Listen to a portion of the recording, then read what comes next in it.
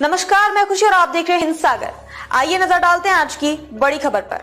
Supreme court ने शुक्रवार 28 नवंबर 2025 को महाराष्ट्र सरकार और राज्य निर्वाचन आयोग को स्थानीय निकाय चुनाव कराने का निर्देश दिया और स्पष्ट किया कि सभी निकायों के चुनाव परिणाम शीर्ष अदालत के फैसले पर निर्भर करेंगे।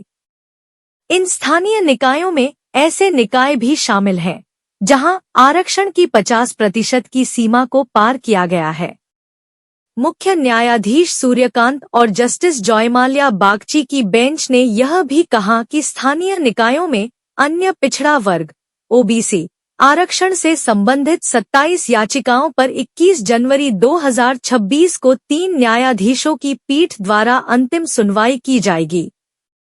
मई 2025 में पीठ ने महाराष्ट्र सरकार और राज्य निर्वाचन आयोग को काफी समय से लंबित चुनाव 4 महीने के भीतर कराने और बांटिया आयोग की रिपोर्ट से पहले मौजूद कानूनी ढांचे के आधार पर ओबीसी आरक्षण देने का निर्देश दिया था।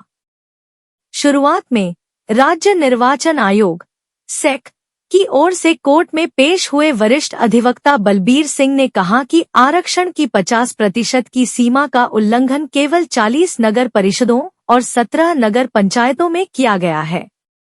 उन्होंने कहा कि कुल 246 नगर परिषद और 42 नगर पंचायतें हैं जहां चुनाव प्रक्रिया शुरू हो चुकी है और 246 में से केवल 40 नगर परिषदें ऐसी हैं जहां आरक्षण 50% से अधिक है और इसी प्रकार 42 नगर पंचायतों में से 17 ऐसी हैं जहां यह सीमा पार हो चुकी है।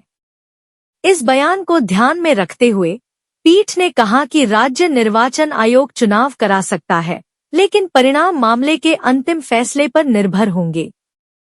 बेंच ने यह भी कहा कि राज्य निर्वाचन आयोग अन्य जिला परिषदों, पंचायत समितियों और नगर परिषदों के चुनाव करा सकता है, जहां 50% आरक्षण के उल्लंघन का मुद्दा नहीं है। हालांकि इन स्थानीय निकायों के परिणाम भी मामले के अंतिम फैसले पर निर्भर करेंगे। मुख्य न्यायाधीश ने कहा, आज हम मामले की अंतिम सुनवाई तक केवल एक अस्थायी व्यवस्था कर रहे हैं। 21 जनवरी को 3 न्यायाधीशों की पीठ सुनवाई कर सकती है। किसी भी पक्ष को कोई आपत्ति नहीं होनी चाहिए। इससे पहले पीठ ने अपने आदेश का पालन न करने के लिए राज्य निर्वाचन आयोग को फटकार लगाई थी और उसे 2022 से रुके हुए स्थानीय निकाय चुनावों को बिना किसी और विस्तार के 31 जनवरी 2026 तक पूरा करने का निर्देश दिया था। राज्य सरकार ने जयंत कुमार बंटिया आयोग का गठन मार्च 2022 में किया था।